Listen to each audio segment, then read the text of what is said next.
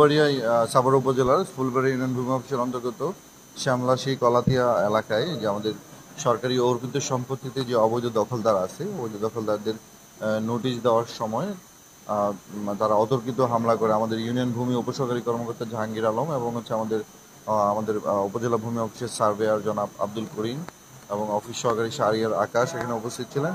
তো তাদের উপর অতর্কিত হামলা করা হয়, যার প্রেক্ষিতে আমাদের উপসহকারী কর্মকর্তা জাহাঙ্গীর সাহেব একটু আহত হন। তো এবং আমাদের জেলা প্রশাসক স্যার এবং উপজেলা নির্বাহী অফিসার স্যারের সাথে কথা হয়েছে। স্যারদের কনসার্ন মতো আমরা থানায় সংশ্লিষ্ট বিষয়ে সাধারণ ডায়েরি এবং মামলা নেওয়ার প্রস্তুতি নিচ্ছি।